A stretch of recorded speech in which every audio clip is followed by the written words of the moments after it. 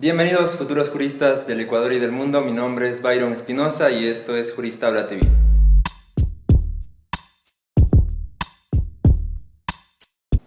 Muchas gracias nuevamente por acompañarnos en una entrevista más el día de hoy en la sección Hablando con un futuro jurista.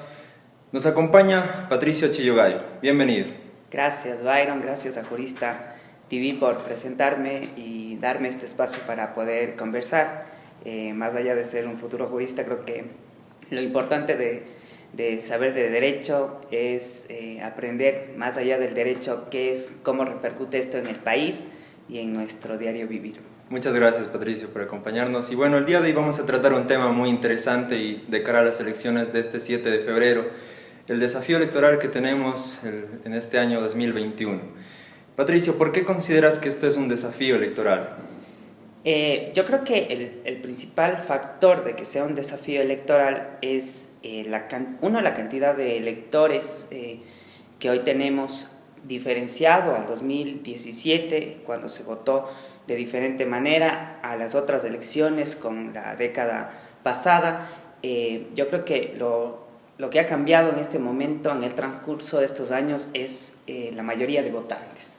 Ya no tienes votantes catalogados como la generación X, sino tienes la generación Y, que son los millennials, que son los nuevos protagonistas de esta elección. Al ser nuevos protagonistas, lo que va a pasar es que, ¿cómo haces tú que este nuevo elector entienda cuál es la magnitud de tener nuevo presidente, cuál es la necesidad de su voto, por qué tienen que ir a las urnas? Esos factores que ellos tal vez no conocen es lo que nos lleva a decir es un nuevo desafío, no solo para el país y para la elección de ahora, sino cómo haces eso en educación, cómo los educas, cómo les dices que votar es necesario en una democracia, cómo explicarles qué es la democracia. Entonces, el desafío está en los electores más que en que sea una elección a presidente, asambleístas o parlamentarios andinos. Gracias Patricio. Mucha gente a través de un medio digital, una red social, me comentaba qué clase de democracia tenemos en el país, ¿no? Porque te obligan a votar, o sea, aparentemente el voto es voluntad tuya, pero te imponen una multa. Entonces, ¿qué clase de democracia es esa? Bueno, yo creo que el sistema electoral del país, el Código de la Democracia, está orientado de esa manera por la falta de importancia que tiene en la sociedad las elecciones. Entendamos que uno de los factores que tiene la sociedad es que están orgullosos de decir soy apolítico, que no me gusta la política, que no me interesa la política, entendiendo que están equivocados. La política es necesaria en los países del mundo, en el sistema de un Estado. ¿Por qué sube la gasolina? Tiene que ver con política. ¿Por qué la leche o el pan, la canasta básica sube? Tiene que ver con política. ¿Por qué el Estado ingresa en la educación? Tiene que ver con política. Pero eso no ha entendido la ciudadanía. Entonces, si es que yo le dejo que sea libre y voluntario, es posible que el nivel de ausentismo se dispare y que tengamos un presidente o un asambleísta que esté puesto por un grupo minoritario del país y que luego nos tengamos que ver en el resultado que hemos elegido a gente que no estaba en condiciones de asumir ese cargo y lo dejamos porque la gente no quiso ir a votar. Notas entonces la importancia de la política, ¿no? Dentro de un Estado. Es como por ejemplo el derecho lo tenemos presente en todos lados, desde el momento que nos levantamos hasta que nos acostamos tenemos ciertas normas, ciertas reglas que se siguen y eso es derecho al fin y al cabo. De acuerdo. Patricio, ¿crees y consideras tú que estas elecciones son una de las más importantes a nivel historia del país? Yo creo que sí. Uno de los factores que le hacen ser una elección muy importante para el país es el cambio de la ideología que hemos tenido en este tiempo. Además, que uno de los factores que influyen para que sea una elección importante es cómo el país ha cambiado totalmente su pensamiento colectivo.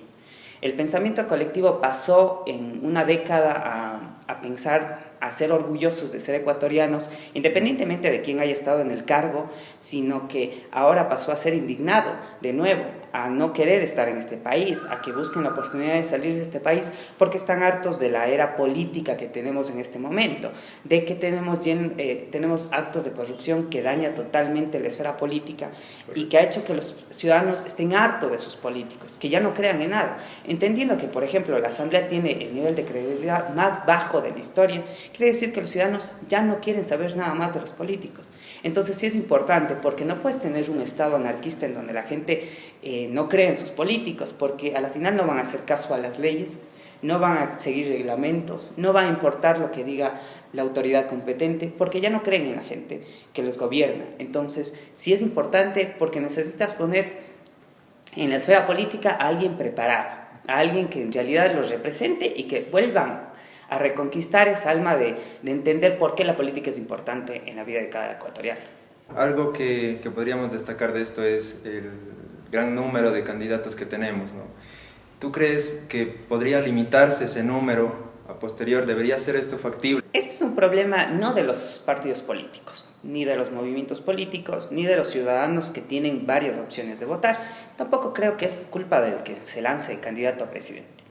El problema está y radica, tú que sabes de leyes, Byron, radica en el Código de la Democracia.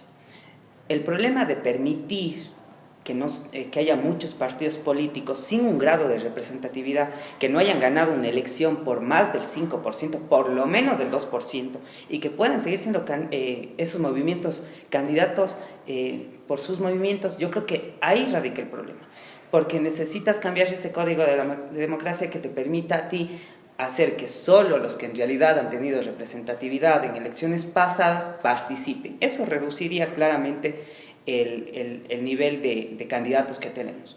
Pero también es no darle la participación a algunos candidatos que hoy vemos que están saliendo y que tienen representatividad porque no se les ha dado paso en otros momentos. Entonces, yo creo que ahí hay un debate muy amplio entre coartar la libertad de participar en una elección popular o permitirle a la ciudadanía que escojan personas preparadas, pero ojo, eso no quiere decir que si es que yo limito la participación de partidos políticos vayan a poner a personas preparadas en esos cargos, porque muchas de las veces las fuerzas políticas ponen al más popular y no ponen a alguien preparado. Eso es lo que estamos viendo en estos momentos también, que es lo que pasa en años anteriores.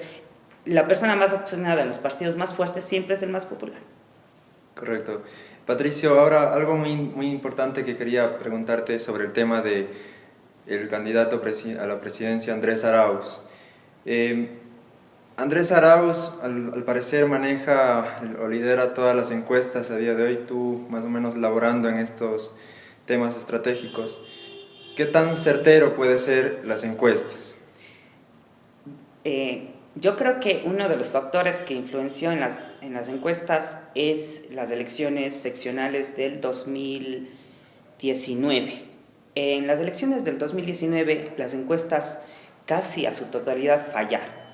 ¿Por qué fallaron? Porque estaban mal enfocadas. Las encuestas son importantes y necesarias para entender cómo está la corriente electoral en ese momento, pero no es el factor decisivo. Como tampoco es el factor decisivo cuáles son, cómo se está viendo las tendencias en redes sociales. Y te lo digo ¿por qué?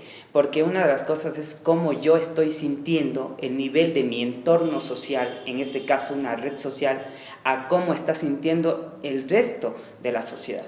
Porque yo no estoy viviendo, y hay que entender que los partidos políticos y sus participantes necesitan varios factores.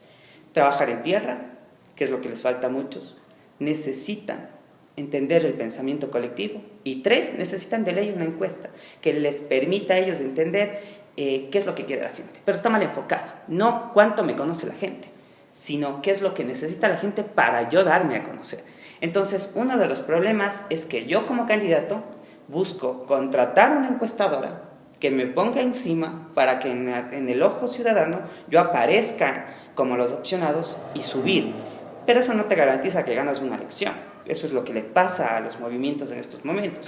Conquistar por encuestas no es un factor predominante para ganar una elección. ¿Crees tú que si gana Arauz se ha exagerado mucho, aparentemente, o no sé si puede ser cierto, el tema de que nos convertiríamos en una segunda Venezuela. ¿Cuál es la probabilidad que existe de esto? O sea, Lo mismo que dije cuando ganó el alcalde actual de la ciudad de Cuenca. Yo no creo que una persona tenga la capacidad de juzgarle al primer día de ganar a un candidato, por partido que sea. Yo creo que necesita el país entender que un sistema de gobierno necesita por lo menos 100 días para entender cuál va a ser la dinámica de 4 años de gobierno. No se le puede satanizar a un candidato solo por quererle hacer daño. Esto, independientemente de si sea de agrado de alguien o no, cuestionarlo con un sistema de otro país no puede por ningún lado ser igual. ¿Por qué? Porque ni siquiera tenemos el mismo sistema de Estado, no tenemos la misma gobernabilidad, no tenemos los mismos problemas que Venezuela y no estamos acarreando los mismos problemas de hace años que Venezuela. Entonces, más allá de que estemos o no a favor del candidato Arauz, yo creo que lo más coherente es permitirnos, como ciudadanos, lo más importante es descargarnos las propuestas. Y en estas propuestas nos podemos dar cuenta cuáles son los 100 días de gobierno y cuáles van a ser los 4 años de gobierno. Y ahí sí, con conciencia votar. Pero ese es un problema. ¿En realidad nos estamos descargando o estamos en eso que en algún momento yo decía, hemos llegado a una era en donde estamos dentro de la memocracia? Y la memocracia es darnos cuenta de que todo fluye alrededor de lo que dice una imagen en redes sociales. Exacto, correcto. Aparentemente algunos candidatos, de hecho, se les ha denominado como candidatos a la presidencia por los memes, a raíz de los memes, ¿no? Y también, de hecho, estuve hace unos días conversando con un ciudadano venezolano radicado aquí en la ciudad y él me manifestaba esa situación. Si gana Arauz o Correa, es uno de los culpables de hoy en día yo estar aquí. Y me sonó algo bastante fuerte porque es un tema que se está tratando mucho en redes sociales. Y esto puede ser... Eso puede ser discutible, ¿no? Porque si es que nos ponemos en la posición de que si gana Arauz somos Venezuela, yo creo que si gana Lazo seríamos de nuevo el Ecuador del 99-2000. Si es que gana Lucio Gutiérrez, somos del Ecuador del 2002, del 2003, 2004. Entonces yo no creo que radique de ese momento... el argumento político no va por ese lado. No debería ir por ese lado. Yo creo que tenemos que centrarnos en los factores que más quiere la gente. Solo hay que poner un ejemplo en cómo se llevan las elecciones. ¿Qué es lo que quiero yo con el pensamiento colectivo? ¿Qué es lo que quiere la ciudadanía? En este momento el Ecuador vive la era de indignación por la corrupción, la era del miedo por la delincuencia, la era de la desesperación por el desempleo y la era del suicidio porque no tenemos un Estado que nos garantice salud. Con esos 4 factores los ciudadanos se encuentran desesperados. Ahí debería radicar como candidato qué es lo que quiero orientar a mi gente, no atacarle al otro.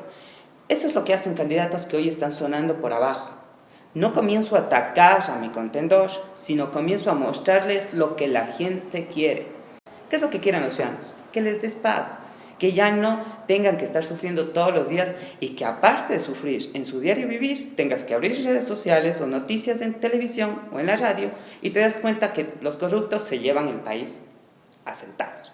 Entonces, eso no han entendido los candidatos. ¿Cuál es el pensamiento colectivo? Más allá de que yo piense de que si es que gano un candidato o no, seamos otro modelo anterior o de otro país, yo creo que ellos tienen que centrar su discurso en qué es lo que quiere el ciudadano. Eso es lo que hacen los movimientos políticos pequeños y los candidatos pequeños que están captando ahorita votos. Patricio, ahora mencionaste el tema de los sistemas, el sistema de salud. Se trató mucho esto en los debates, el sistema de salud sobre todo, pero existe preocupación también en la educación. Hace poco vi una noticia en donde un menor de edad se suicidaba por la carga de tareas que se está dando en los colegios, en las unidades educativas. ¿Y qué se ha planteado ante esta situación? Bueno, el país no estaba preparado primero para un sistema de educación virtual.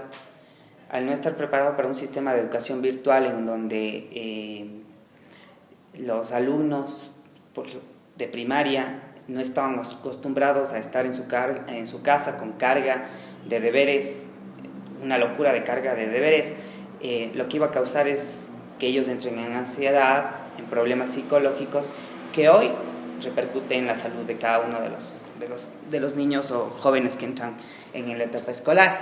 Pero yo lo que creo ahí es que la educación del país no puede mejorar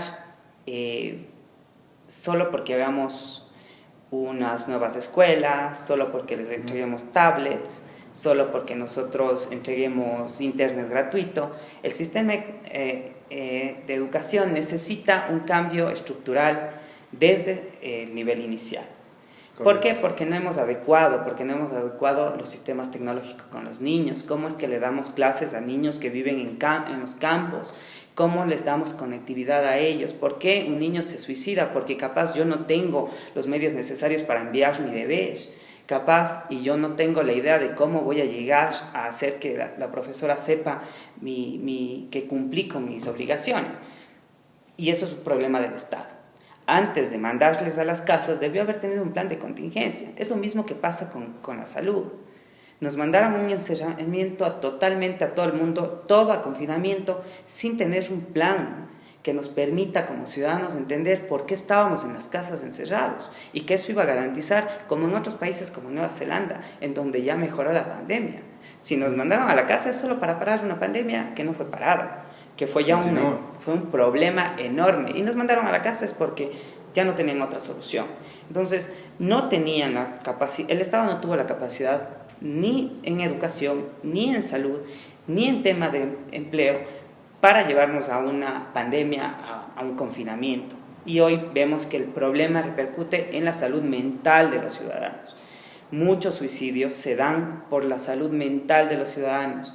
Nos estamos afectando porque cada día que pasamos encerrados estamos volviéndonos presas de las malas noticias, del problema de que cada día yo salgo a la calle y puedo salir contagiado, de que no puedo encontrar trabajo, de que mi hijo no puede estudiar, y eso repercute en que no tenemos, aparte de tener solo salud en hospitales, necesitamos salud mental. Y luego está el problema de la delincuencia, la gota que colmó el vaso esta semana. Unos candidatos ofrecen pena de muerte cuando saben que la Constitución lo prohíbe rotundamente. Otros ofrecen aumentar las penas, 40 años para los corruptos. ¿Qué opinas al respecto? A ver, primero, yo creo que un candidato tiene que saber, como tú sabes muy bien, la Constitución y cómo se manejan las normas del Estado. No puede cualquier candidato ofrecer cosas que no se cambien con un plumazo mañana con un memorándum. Eso no puede pasar de la noche a la mañana, y yo claramente creo que uno no debe votar por gente que ofrece cosas sin un poco de sentido común. Dos, el sistema carcelario del país, el sistema penitenciario, no tiene la capacidad, primero, para tener en hacinamiento tantos presos. El sistema del país está colapsado. Este país, desde su constitución, dice que somos un Estado de derechos y justicia y que garantiza la vida. Por ende, la pena de muerte no puede estar permitida. Más allá de eso, el sistema de inseguridad no mejora poniéndole penas de muerte o más años poniéndole más años de cárcel a los delincuentes. Mejora garantizando la calidad de vida de muchos ciudadanos.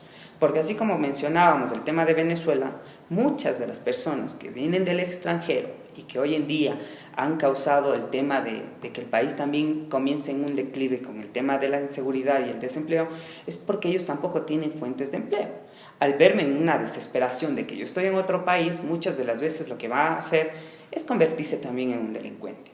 Y si yo vivo en un barrio urbano marginal, como, no sé, la esquina de la 8 en Guayaquil, un lugar peligroso para el país, en donde todo su ciclo está lleno de narcotráfico, de drogadicción, de problemas de delincuencia. Si yo nazco en esa zona, lo más probable es que mi educación base en lo mismo.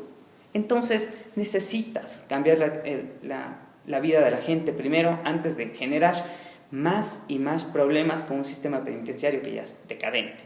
Nadie se mejora en una cárcel porque le encierres 50 años. Patricio, para ir terminando, ¿qué propuesta se ha dado a la juventud, a los jóvenes? Yo creo que más que propuestas, los candidatos se han enfocado a tratar de mostrarse como jóvenes, aunque no lo sean, ¿no? Siempre dicen que uno lleva un joven por dentro, siempre. Niño, es una mentira, ustedes entenderán que no funciona así. Hasta los 29 años ya no deberían estar catalogados como jóvenes. Porque pasa lo que pasa hoy día con algunos candidatos, que lo único que hacen es, me voy a TikTok y hago el mismo baile que los jóvenes para encajar a ser joven. Pero han entendido cuál es el trasfondo de que ellos estén metidos en las redes sociales. Han entendido, por ejemplo, que los jóvenes en estos tiempos no se encuentran en una sociedad como, no sé, en el 2005, en donde los jóvenes tenían todavía jorgas en los barrios, amigos de colegio, amigos de universidad, y se encontraban con ellos y era su conjunto humano que les permitía seguir formándose como persona. Ahora los jóvenes se han vuelto personas que están conectados solo con una pantalla. Entonces se sienten aliviados por un factor importante, que es que las redes sociales me permiten conectarme con más personas. Entonces se sienten atraídos porque yo necesariamente necesito quedar bien. Es como una novela. Necesito hacerme como que el resto, yo encuadro a lo que el resto está siguiéndose en la tendencia. Entonces, si yo soy candidato, no debo enfrascarme en lo mismo que hace un joven, sino más bien entender por qué ellos están metidos en esa red social y poder ofrecerle algo que en realidad les sirve. La educación superior, que es una de las cosas que es lo que están pidiendo tantos jóvenes en el país. Sí. ¿Cómo mejora la calidad de la educación superior? Muchos han dicho que eliminar el examen de la CENICID es la solución. Yo discrepo de eso porque eso no fue el problema para que los jóvenes no entren a la universidad. El problema que hizo que los jóvenes no entren a la universidad es porque no tenemos la capacidad de universidades para poder ingresar a tantos jóvenes. No tiene el país una capacidad, recién está creando nuevas universidades que por ende este gobierno mandó a cerrar. Y no ha tenido la capacidad de crear otras carreras, otros niveles de estudio que le llame la atención a los jóvenes. Porque, por ejemplo, si es que uno institucionaliza el tema de los tecnológicos, debe hacer que los tecnológicos sean llamativos para los jóvenes. Porque si alguien escucha que me van a dar una carrera de tecnología en, no sé, en desarrollo de algo que no tiene nada que ver con ser una ingeniería, yo me voy a desanimar pensando de que yo voy a estar por debajo de un ingeniero. Pero si yo institucionalizo un sistema tecnológico más acorde que llame la atención de los jóvenes, los institutos tecnológicos en otros países funcionan muy bien para poder reducir la carga de cupos universitarios. El problema de los años anteriores de por qué decían que antes se podía entrar, no era verdad. Antes se podía entrar por el tema de que yo podía costear mi cupo a la universidad, mi matrícula y mi pensión, porque las universidades públicas también eran pagadas en el pasado. Lo que pasa es que cuando yo lo hago gratis, yo como ciudadano tengo el chance de entrar de nuevo a estudiar. Y si yo tengo el chance de estudiar, yo también me voy. Entonces no importa de qué lugar o qué esfera salga, yo me voy a ir a concursar. Entonces ya no tengo la misma carga de que si antes había 100,000, ahora voy a tener el triple. Entonces, ¿qué necesitas para poder hacer que los jóvenes entren al sistema educativo superior? Necesitas crear nuevas universidades, nuevos institutos, mejorar la calidad de la educación y comenzar desde la educación inicial para que los jóvenes estén muchísimo más preparados para enfrentarse a un examen y que no tengan que caer en eso de que no voy a dar el examen y no estoy en la capacidad, porque muchos de ellos también piensan que no están en la capacidad de dar los exámenes y sí están en la capacidad. Definitivamente, entonces, eliminar el examen no es la solución. Para mí no sé cómo es lo que piensan los otros candidatos. Para mí no es la solución, porque ¿cuál es el problema de que yo elimine este examen? El problema es que yo mañana voy a tener parados, si mañana es las matrículas en la Universidad Estatal de Cuenca, Claro, voy a como tener antes. una cola de 3 días, gente durmiendo ahí por días y días, tratando de conseguir un cupo. Si la Universidad de Cuenca me da 50.000 cupos, los que estuvieron 50.000 parados ahí, antes de el restante, van a acceder al cupo. Entonces, ¿qué va a pasar? Es lo mismo que la prueba. No mejora así. No va a garantizar nada la eliminación de la prueba. Lo que va a causar es un caos. Lo mismo que pasa hoy con el sistema de registro civil, con el sistema del SRI. Si yo no garantizo un sistema que sea acorde con los ciudadanos, que modernice la factibilidad de que alguien acceda a los sistemas del Estado, no mejora en nada. Eliminar pruebas, eliminar cupos, eso Como hoy literalmente. había visto en el registro civil mucha gente desde la madrugada, eso también implica una culpa del ciudadano como tal, que el ecuatoriano siempre por lo general deja lo Deja el último último, claro. para... Eso también hay que entender, ¿no? Muchas de las veces cuando uno trabaja en el Estado o trabaja en un departamento gubernamental, se da cuenta que también los ciudadanos no han entendido cuál es su obligación como ciudadano. El ciudadano está acostumbrado muchas de las veces de que el gobierno o el Estado tiene que darle haciendo cosas, tiene que facilitarle las cosas y no se pone en el lado del Estado de que en un país con 16 millones de habitantes es imposible darle trámites o cosas a los ciudadanos lo más pronto posible. Pero no he entendido eso porque, como tú lo dices, estamos ahondando el tema de que todos nos dejamos para el último, la viveza criolla. Entonces la corrupción también nace desde ahí. ¿Cuántas veces nosotros nos quejamos de la corrupción y no nos damos cuenta que nosotros con la viveza criolla, con el diario vivir, hemos hecho que la corrupción sea parte de nuestra vida, como un diario vivir? Sí, es Patricio. Bueno, muchísimas gracias, Patricio. Por último, una recomendación en general de cara a las elecciones para las personas que nos están observando y también para los estudiantes de Derecho que también están un poco involucrándose ya en el tema de la política y que se note la importancia de la política y el derecho, esta fusión de estas dos ciencias para mí. Patricio. Bueno, yo creo que este país y estas elecciones son importantes, sin duda. Creo que lo que más debe importarnos como jóvenes es que este país ya no aguanta más, ya no da más, y si es que permitimos que el país caiga en manos de personas no preparadas, lo que va a pasar es que otra vez nos ahondemos más y que muchos de nosotros nos estemos lamentando 4 años después de nuevo lo que está pasando en estos momentos. Para cambiar eso es necesario que seamos críticos, que seamos consecuentes, que sepamos discernir de las cosas, que nos olvidemos ya del fanatismo, olvidemos del personalismo y entendamos que la política no puede estar en la mano de personas y mientras que nosotros seamos solo los que sigamos la tendencia que aparece en el momento. Necesitamos aprender que si hay un candidato, hay un plan de gobierno abajo y hay que leerlo. Y como estudiantes de Derecho, lo importante de eso es que la política cambia muchas veces el sistema de justicia. No podemos permitir que como estudiantes de Derecho el sistema de justicia sea golpeado por cada vez que viene un gobierno nuevo. Necesitamos elegir personas preparadas que entiendan la independencia de los poderes del Estado, que entiendan los asambleístas que vamos a poner a crear las normas del Estado.